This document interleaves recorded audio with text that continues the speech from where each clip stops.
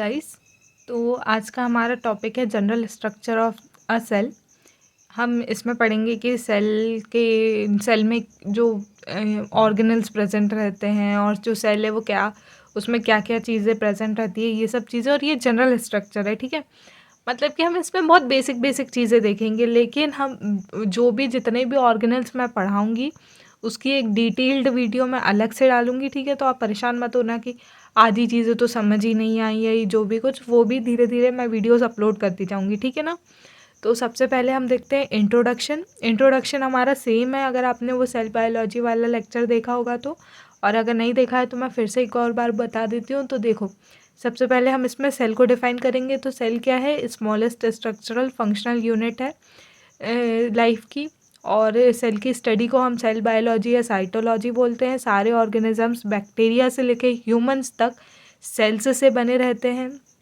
और जो सेल्स होते हैं वो क्यों इसेंशियल होते हैं? क्योंकि क्या है, वो बहुत सारे फंक्शंस करते हैं हमारी लाइफ में, जैसे कि न्यूट्रिएंट्स को लेते हैं, एनर्जी प्रोड्यूस करते हैं, प्रोटीन्स बनाते हैं, वेस्ट को रिमूव करते हैं, ग्रोथ होती है सेल्स के थ्रू, रिप्रोडक्शन की प्रोसेस भी सेल्स के थ्रू ही होती है, ये सब चीज़ों में।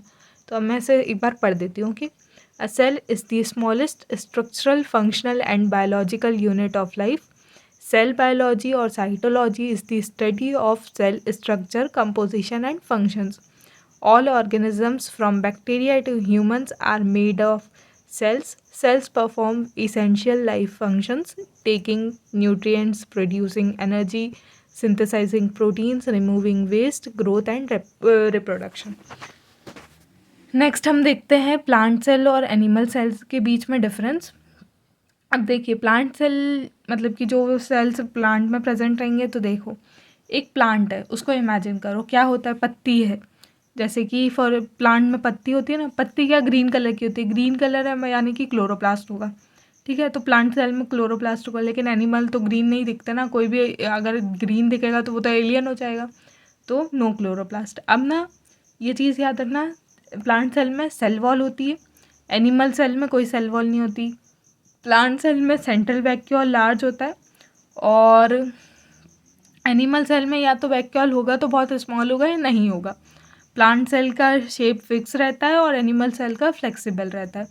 अब मैं आपको इसका एक डायग्राम दिखाती हूँ, उससे इजीली समझ आ जाएगा। मैंने ये डायग्राम ड्रॉ नहीं करा है, केवल नेट से निकाला है, तो आप उसे देख के आप अपने हिसाब से उसे ड्रॉ कर लेना। ओके, तो ये देखिए, ये इसका डायग्राम है।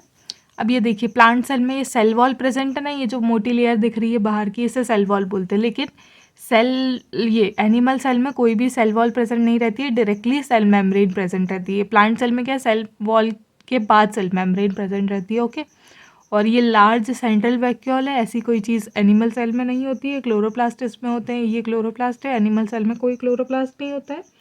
और इसका एक फिक्स्ड शेप होता है, एनिमल सेल का फ्लेक्सिबल शेप होता है। ओके,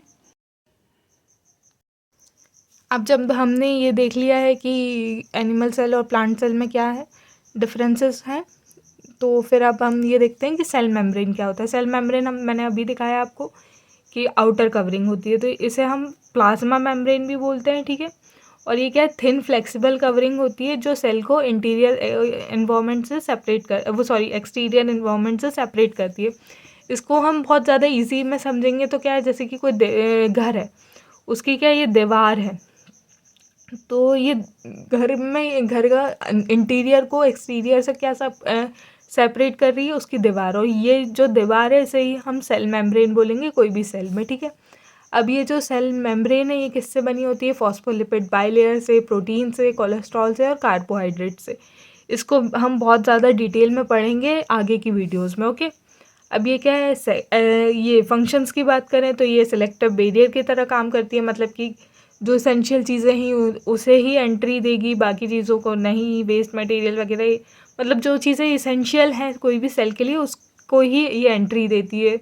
ठीक है, और सेल इंटीग्रिटी को मेंटेन करती है, डिफ्यूजन, ऑस्मोसिस, एक्टिव ट्रांसपोर्ट में हेल्प करता है, ये एंडोसाइटोसिस और एक्सोसाइटोसिस में इन्वॉल्व होता है। ये सब चीज़ें आगे पढ़ेंगे, बिल्कुल भी टेंशन मत लेना, ये सब कवर होगा। ओके, नेक्स्ट है हमारा साइटोप्लाज्म। अब देखो, ये सेल की आउटर कवरिंग हो गई, इसे हमने सेल वॉल बोल दिया। इसके बीच में एक लिक्विड फिल होता है, उसको हम साइटोप्लाज्म बोलते हैं। तो जेली लाइक मटेरियल रहता है सेल मेम्ब्रेन, और ये जो बीच में है ना, ये न्यूक्लियस है।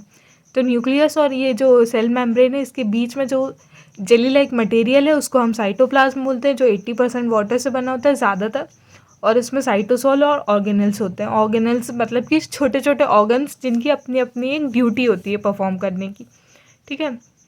अब फंक्शंस की बात करें साइटोप्लाज्म की, तो ये मेटाबॉलिक एक्टिविटीज़ का साइट है, शेप देता है सेल को, ऑर्गेनेल्स को होल्ड करता है एक प्लेस पे, contain enzyme for biochemical reactions.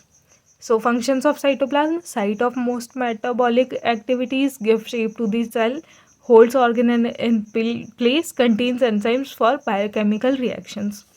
Next है न्यूक्लियस में लार्जेस्ट ऑर्गेनल है यूकैरियोटिक सेल का, जिसमें न्यूक्लियर मेम्ब्रेन होती है पोर्स के साथ, डीएनए ऑर्गेनाइज्ड होता है क्रोमोसोम्स में, और न्यूक्लियर मेम्ब्रेन इसके पार्ट्स क्या है, nuclear membrane, nucleoplasm, chromatin, nucleolus.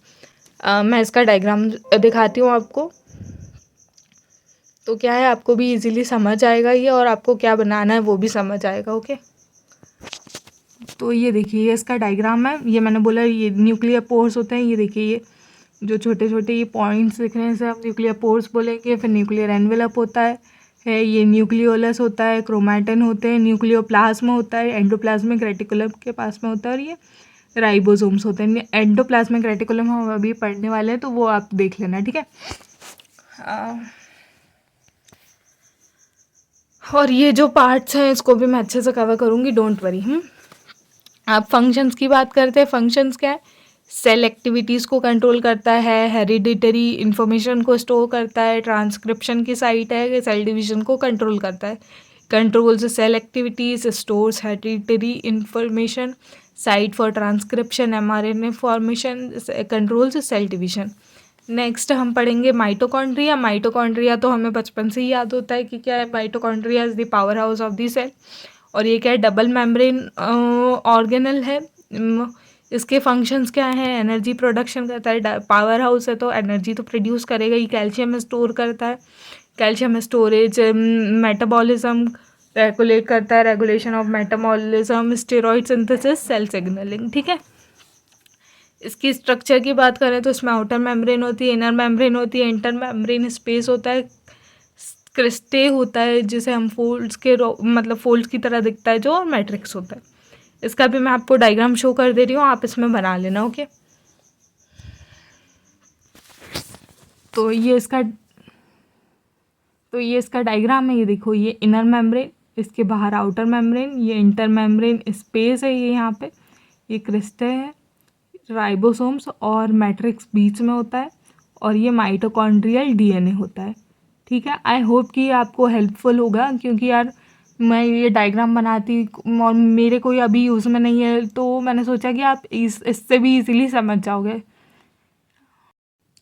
Next हम देखते हैं एंडोप्लाज्मिक रेटिकुलम। एंडोप्लाज्मिक रेटिकुलम देखिए दो टाइप की होती है, रफ एंडोप्लाज्मिक रेटिकुलम और स्मूथ एंडोप्लाज्मिक रेटिकुलम। पहले मैं आपको इसका डायग्राम दिखाती हूँ कि एक्चुअल में वो दिखती क्या है, क्या होता है ये सब, उसके बाद हम ये इसके टाइप्स और ये सब बातें करेंगे कि उसके फंक्शंस क्या हैं। ओके, तो ये देखिए ये इसका डायग्राम है एंडोप्लाज्मिक रेटिकुलम का। ये इस टाइप की कुछ दिखती है, और रफ एंडोप्लाज्मिक रेटिकुलम में मतलब कि कुछ रफनेस तो होगी। तो ये जो छोटे छोटे पॉइंट्स दिख रहे हैं ये राइबोसोम्स होते हैं। जो राइबोसोम्स आके अटैच हो जाते हैं ना ये एंडोप्लाज्मिक रेटिकुलम से, उसको हम रफ एंडोप्लाज्मिक रेटिकुलम बोलते हैं, और जो जिसमें नहीं होते हैं राइबोसोम्स अटैच उनको स्मूथ एंडोप्लाज्मिक रेटिकुलम बोलते हैं, ठीक है। और ये जो सिस्टर्नल स्पेस होता है, मतलब ये जो खाली एरिया है इसको सिस्टर्नल स्पेस बोलते हैं, ओके। और ये सिस्टर्न ही है, ये जो लेयर दिख रही है ना आपको ये, ओके। अब हम इसके फंक्शन से समझते हैं। तो रफ एंडोप्लाज्मिक रेटिकुलम जिसमें राइबोसोम्स होंगे, सिंथेसिस, अब जो राइबोसोम्स होंगे वो वाला क्या करेगा, सिंथेसिस करेगा प्रोटीन्स को, और स्मूथ वाले में राइबोसोम्स नहीं होंगे तो वो क्या है, लिपिड्स, ऑयल, स्टेरॉइड्स को सिंथेसिस करेगा, ठीक है।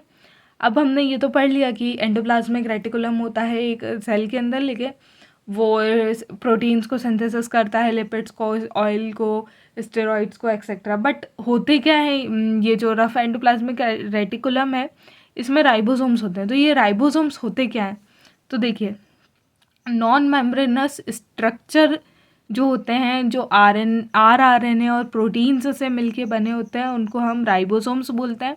मैं फिर से बोल रही हूँ, अगर कुछ समझ नहीं आ रहा है या ऐसा लग रहा है कि ये बहुत ज़्यादा ऐसा कि केवल पढ़े जा रही हैं, तो ऐसा कुछ नहीं है। मैं आपको इनके डिटेल्ड वीडियोस भी बना दूंगी, ठीक है ना, क्योंकि क्या है कि अभी इतना एक साथ कवर करना थोड़ा टफ हो जाता है, वीडियो भी बहुत लंबा हो जाएगा। अब ये क्या है, दो ये सब यूनिट्स होती है राइबोसोम्स की, लार्ज और स्मॉल। और इसके फंक्शंस क्या होते हैं, प्रोटीन सिंथेसिस, फ्रीली फाउंड होता है ये साइटोप्लाज्म में, या फिर अटैच रहता है ईआर से।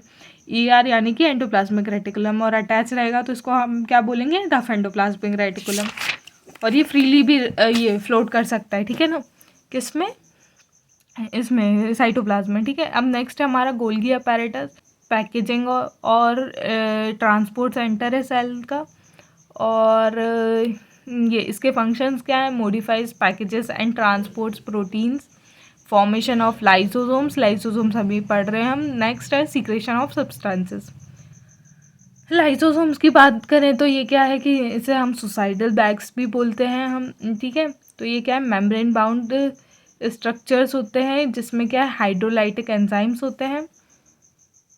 हाँ, इसके फंक्शंस क्या है, ओल्ड ऑर्गेनल्स को डाइजेस्ट करना, वेस्ट को डाइजेस्ट करना, मैक्रोमोलिक्यूल्स को डाइजेस्ट करना, और सेल डिफेंस में हेल्प करना, सिग्नलिंग और मेम्ब्रेन रिपेयर में भी ये इन्वॉल्व रहता है। तो functions of lysosomes, digestion of old organelles, waste and micromolecules, macromolecules helps in cell defence, involve in signalling and membrane repair. Next है हमारा centrosome, main microtubule organising centre है ये एनिमल सेल्स का। इसमें 2 सेंट्रियोल्स होते हैं, सेल डिवीजन में help करता है, सेल शेप को मेंटेन करता है via microtubules. Main microtubule organising centre of animal cells contains 2 centrioles, helps in cell division, maintains cell shape via microtubules. अब लास्ट है हमारा सेल वॉल, जो केवल प्लांट सेल्स में प्रेजेंट रहता है। तो ये क्या है, रिजिड आउटर लेयर को जो सेल्यूलोज से बनी होती है, स्ट्रक्चर प्रोवाइड करता है, स्ट्रेंथ प्रोवाइड करता है, और प्रोटेक्शन प्रोवाइड करता है, मेंटेन करता है टेम्परेचर प्रेशर को कोई भी प्लांट सेल के। ओके, तो आई होप कि आपको ये चीज़ें समझ आई हो। ये मैंने बहुत शॉर्ट में कवर करने का ट्राई किया, देखो 1-2 पेजेस में ही कवर करने का ट्राई करा है, क्योंकि क्या है कि यार इतना याद भी तो होना चाहिए। मैं बोलने को तो पूरा लेक्चर बोल दूँगी, कंटेंट की कोई कमी नहीं है, लेकिन वही है ना कि याद भी तो होना चाहिए ना। तो आई होप कि ये आपको इजीली याद हो जाएगा। और मैं डायग्राम भी एक बार बता दे रही हूँ कि कौन सा डायग्राम बनाना चाहिए। तो ये देखिए, ये वाला डायग्राम सबसे बेस्ट है सेल स्ट्रक्चर बनाने के लिए। तो देखो, ये सेल मेम्ब्रेन हमने जो पढ़ा, आउटर कवरिंग हुई। इसके बाद आया साइटोप्लाज्म, जो जेली लाइक स्ट्रक्चर होता है, 80% वाटर से बना रहता है। साइटोप्लाज्म कहाँ गया, इसमें साइटोप्लाज्म लेबल्ड नहीं है, है ये साइटोप्लाज्म में, ये रहा। तो ये साइटोप्लाज्म हो गया। फिर उसके बाद हमने क्या पढ़ा था, साइटोप्लाज्म और सेल मेम्ब्रेन के बीच में न्यूक्लियस और सेल मेम्ब्रेन के बीच में साइटोप्लाज्म होता है। तो ये न्यूक्लियस हो गया। न्यूक्लियस के में क्या है कि ये मतलब हेरिडिटरी इन्फॉर्मेशन स्टोर करता है, ये सब चीज़ें, ठीक है। इसके बाद ये है एंडोप्लाज्मिक रेटिकुलम, जिसमें अगर वो रफ़ है तो उसमें राइबोसोम्स अटैच होंगे, स्मूथ है तो उसमें कोई राइबोसोम्स अटैच नहीं होंगे, ठीक है। अगर रफ़ है तो प्रोटीन सिंथेसिस करेगा, और अगर स्मूथ है तो लिपिड और ये और स्टेरॉइड्स, ये सब सिंथेसिस होता है, ठीक है। अब उसके बाद हमने माइटोकॉन्ड्रिया पढ़ा था। माइटोकॉन्ड्रिया क्या है कि powerhouse of the cell है, एनर्जी प्रोडक्शन वगैरह करता ही है। और फिर राइबोसोम्स देखे थे हमने, राइबोसोम्स भी ये प्रोटीन सिंथेसिस वगैरह, राइबोसोम्स भी प्रोटीन सिंथेसिस वगैरह में हेल्प करते हैं। ये सेंट्रियोल, सेंट्रोसोम, ये सब। लाइजोसोम हमने देखा नेक्स्ट कि क्या है कि वेस्ट ऑर्गेनल्स है, ओल्ड ऑर्गेनल्स है, वेस्ट है, इन सब को डाइजेस्ट करने के लिए हेल्प में आता है।